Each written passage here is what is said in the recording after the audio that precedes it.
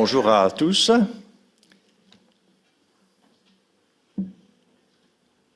Je vous invite à ouvrir la parole de Dieu qui nous invite à lever nos regards vers le haut, à regarder à notre Dieu et à l'œuvre accomplie par le Christ, notre Sauveur. Le guide des lectures bibliques édité par la Ligue pour la lecture de la Bible nous a invités ces derniers temps à lire l'épître, la lettre aux Éphésiens. Une lettre écrite par l'apôtre Paul aux Éphésiens vers l'an 60 après Jésus-Christ. Éphèse est une grande ville commerciale de l'Empire romain, capitale de l'Asie mineure, dans l'actuelle Turquie, sur la côte. Paul y a passé 3 ans au cours de son 3e voyage missionnaire. Et en lisant cette lettre, c'est une redécouverte. Nous sommes transportés, émerveillés devant sa profondeur. L'apôtre prie pour ses lecteurs afin qu'ils soient remplis de sagesse pour découvrir Dieu, pour le connaître vraiment. Il prie Dieu pour qu'il ouvre leurs yeux, qu'ils connaissent l'espérance qu'il leur a donnée, la richesse magnifique des biens que Dieu donne à ses enfants. Et cette connaissance de Dieu doit permettre à ses lecteurs de s'intégrer à cette nouvelle société dans laquelle il n'y a plus ni juifs, ni grecs, ni esclaves, ni maîtres, ni hommes, ni femmes, ni noirs, ni blancs. Une nouvelle société où par l'esprit nous résistons au mal, où nous ne vivons plus pour nous-mêmes, où nous vivons dans la lumière. Alors nous allons lire comment Dieu nous conduit à recevoir ce cadeau, à recevoir cette connaissance. Et on pourrait appeler ce texte-là « De la mort à la vie ». Celui qui croit en moi, a rappelé Rivaux, est passé de la mort à la vie. Nous lirons dans Éphésiens chapitre 2, versets 1 à 10.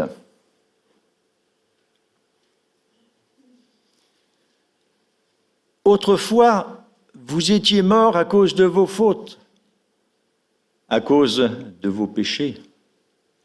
Vous viviez dans le péché en suivant les forces de ce monde.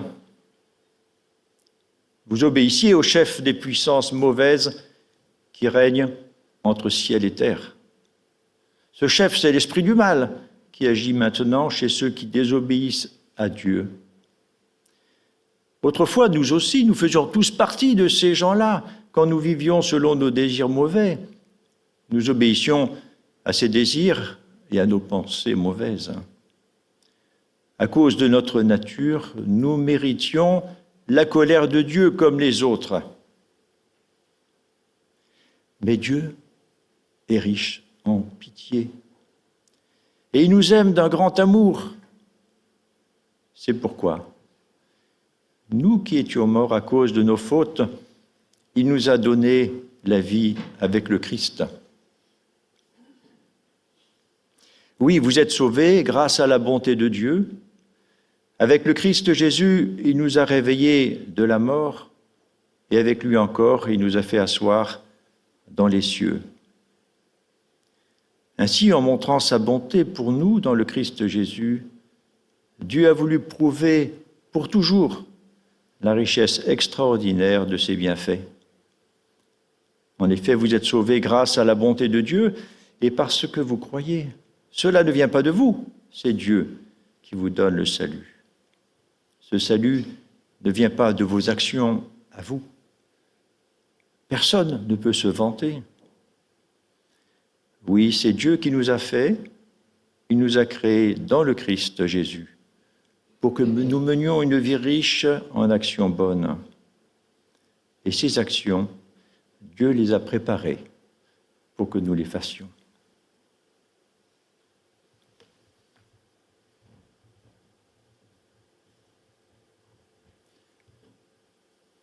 Quel tableau et quel contraste entre mort et vie. Vous étiez mort, mais Dieu vous a fait revivre. Nous le savons, la parole que nous lisons n'est pas toujours très agréable à entendre. Mais c'est aussi ce qui lui donne toute sa pertinence et sa crédibilité.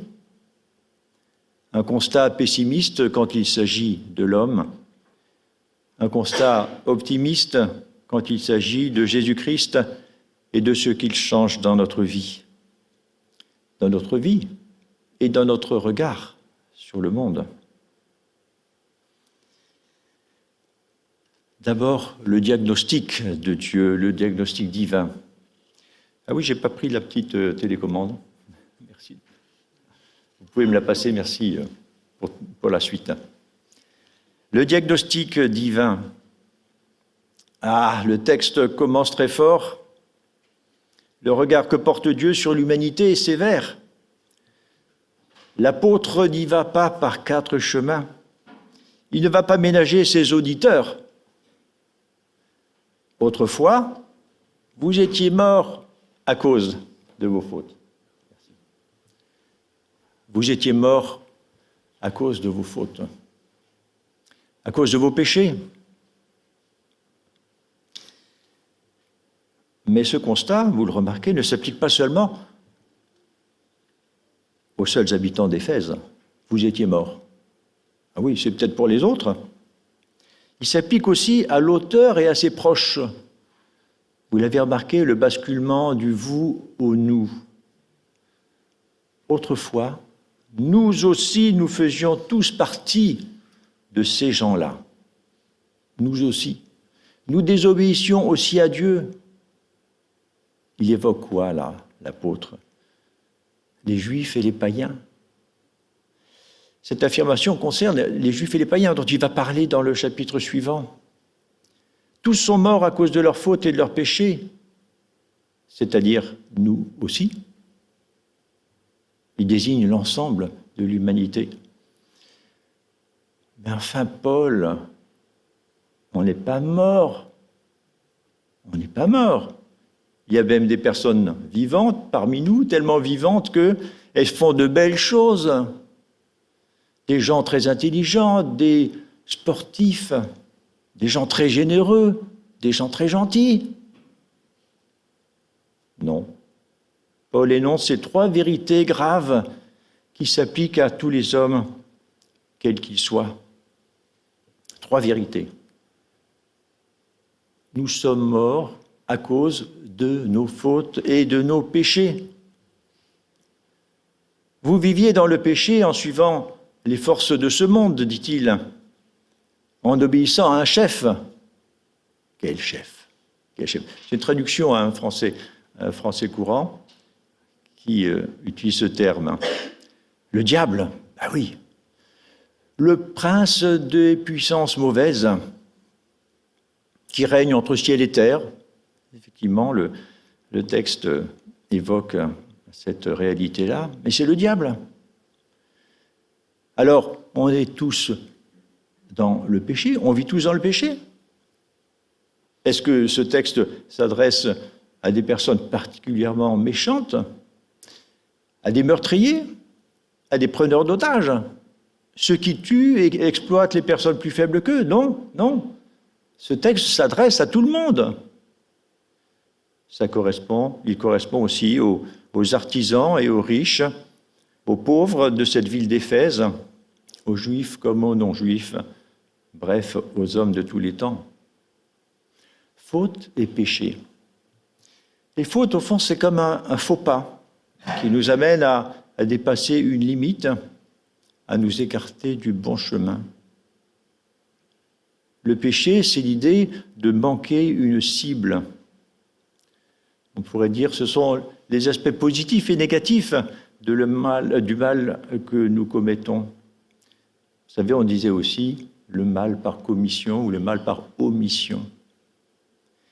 Devant Dieu, on est tous des rebelles, des êtres qui n'ont pas atteint le but, qui ont échoué, qui sont étrangers à la vie de Dieu. La destinée de l'homme, c'était d'être proche de Dieu, dans une relation confiante et permanente avec lui. la vie véritable, n'est-ce pas justement cette relation avec Dieu? Et la mort, dont il est question ici, la mort spirituelle, c'est bien la vie sans Dieu. Ici, Paul affirme la condition spirituelle de tout homme sans le Christ. Alors, nous étions esclaves. Esclaves.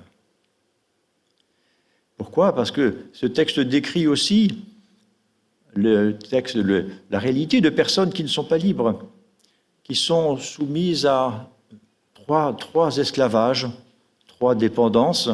Vous voyez ce qui est dit dans le texte, la dépendance du monde, la dépendance du diable, le chef des puissances mauvaises, et la dépendance de nos pensées et désirs mauvais. Esclaves du monde. Le monde, c'est évidemment pas le monde au sens de l'univers, de la terre. C'est un système de valeurs étranger à Dieu, un système déshumanisant, un système peut-être qui met en avant des choix techniques au détriment des personnes, un système aussi qui pousse à la consommation, un système qui délivre une conception amorale, qui rejette les absolus. Alors on pourrait bien sûr évoquer les grandes questions éthiques comme la naissance, la fin de vie, les questions qui se posent à notre génération, et puis bien sûr l'intelligence artificielle, qui ne pourrait pas en parler une semaine comme celle qu'on vient de vivre. Oui, ces questions éthiques graves qui sont posées à l'humanité. Mais il y a aussi des choix qui peuvent paraître moins graves en apparence, et dont on parle aussi, bien sûr, le tout-écran, de grande naïveté par rapport à certaines découvertes qui paraissent à un moment donné des avancées technologiques extraordinaires et qui s'avèrent, dans de mauvaises conditions, être des addictions. Esclaves du monde, oui. Les écrans, les réseaux sociaux, qui ne sont modérés que trop tardivement. Esclaves du monde, oui. Esclaves des puissances mauvaises. Des puissances mauvaises dont le diable est à l'origine. Celui qui attise la haine, la division, le diable est le diviseur, la suspicion, le doute, tout simplement. Dieu a-t-il réellement dit? C'est bien les propos du diable dans la Genèse. Nous sommes aussi esclaves de nos mauvais désirs, dit Paul, désirs et pensées mauvaises. Vous vous souvenez de ce texte de l'Évangile? C'est du cœur de l'homme, dit Jésus, que viennent les meurtres, les adultères, les vols et les mensonges. Et l'Épître aux Éphésiens qui mentionne aussi l'amertume, l'animosité, la colère, la clameur, la calomnie, la méchanceté. Après ce sombre tableau, le jugement est là. Nous étions condamnés. Nous sommes condamnés. À cause de notre nature, nous méritions la colère de Dieu comme les autres. À cause de notre nature, nous méritions la colère de Dieu comme les autres. Quelle idée choquante! La colère de Dieu, qui en parle encore de nos jours? Dieu n'est-il pas amour? Ah, elle n'a pas vraiment la cote, la colère de Dieu. Et pourtant, c'est une réalité indissociable que la colère de Dieu et son amour, parce que juste après, le verset qui suit, mais Dieu est riche en pitié et il nous aime. Il y a la colère et il y a l'amour. Mais cette colère de Dieu, ce n'est pas la nôtre. Elle ne reflète ni la méchanceté, ni la rancune, ni la vengeance. Elle n'est pas arbitraire, comme la nôtre. Elle est une réaction divine provoquée par une seule chose, le mal. Cette colère, c'est l'hostilité juste et constante de Dieu à l'égard du mal, son refus de toute compromission avec lui, sa résolution de le condamner. Pourquoi méritions-nous cette colère? À cause de notre nature, est-il écrit. À cause de notre nature, nous méritions la colère de Dieu. C'est notre état naturel d'hommes et de femmes qui faisons partie d'une humanité qui a raté la cible, qui a raté le projet de Dieu pour elle. Même si ce constat sévère ne nous met pas à l'aise, même s'il est en contradiction avec ce que nous pensons ou ce que nos contemporains pensent, n'est-il pas nécessaire pour comprendre la nécessité du salut? Alors juste en remarque, il faut quand même ajouter que Paul ici n'écarte pas que l'homme naturel ne soit pas capable d'actes admirables, d'engagements positifs, que des principes moraux subsistent dans notre cœur, dans le cœur des incroyants aussi. Mais cela ne change rien au constat qui est fait. Cela ne modifie pas la réalité profonde de notre état de mort spirituelle. Oui, les incroyants ne sont pas sensibles à l'amour de Dieu, ils ne voient pas la gloire de Christ, ils n'entendent pas la voix de l'Esprit.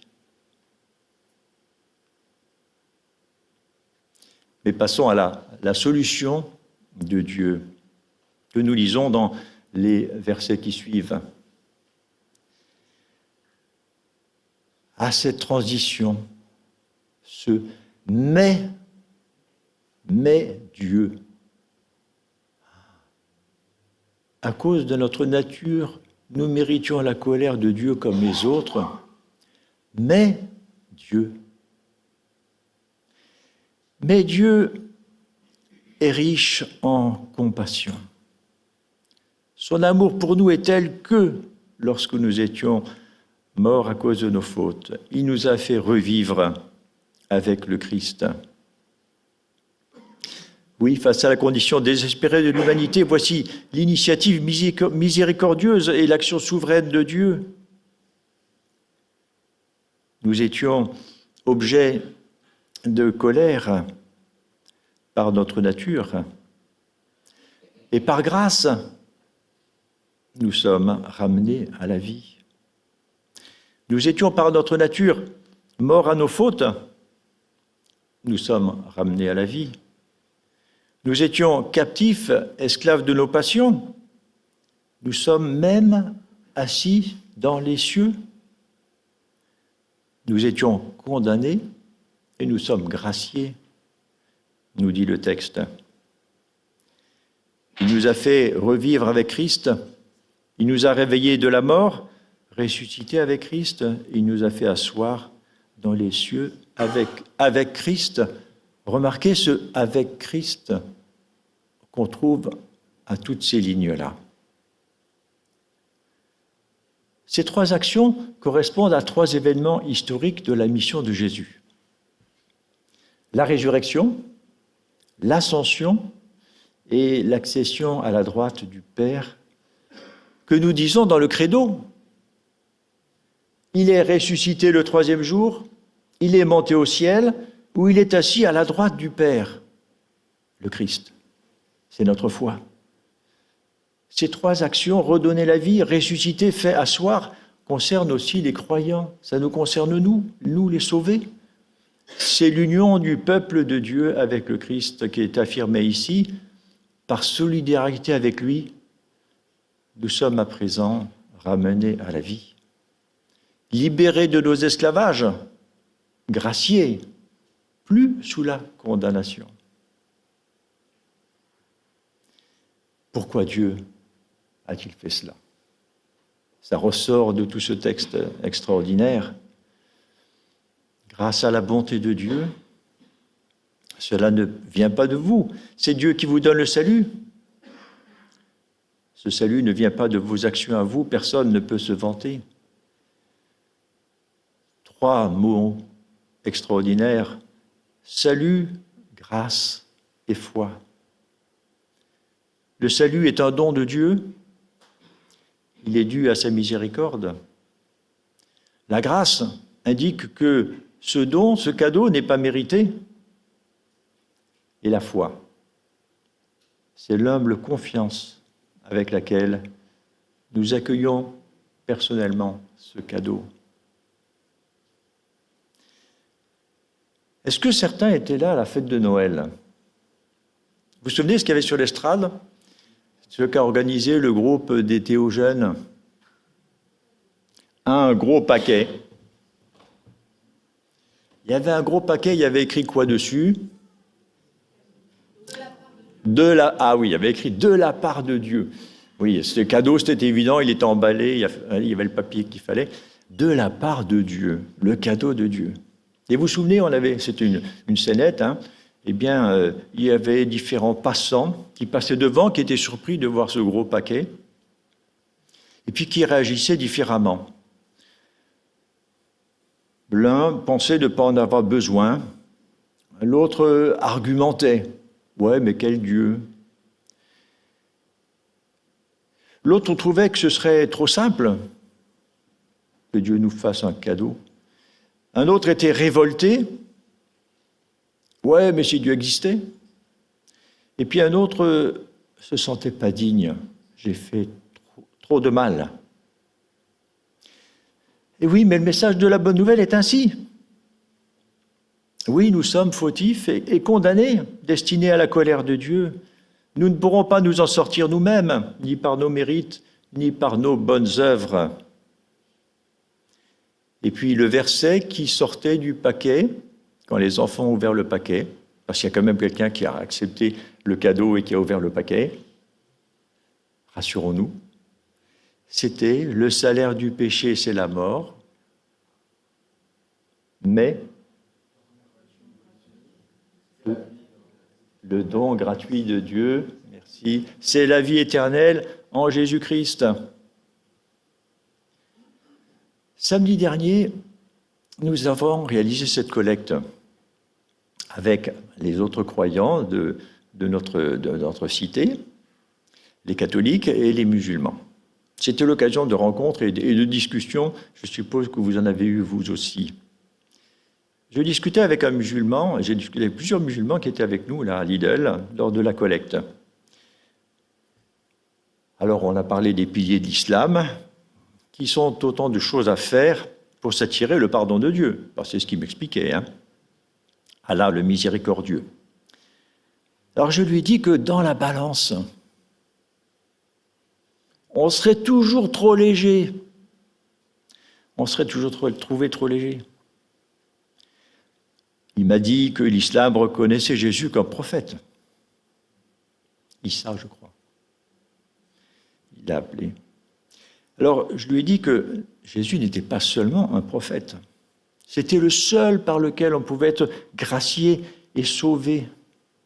Lui seul peut nous ramener à la vie. Ne pensons pas que toutes les religions soient équivalentes.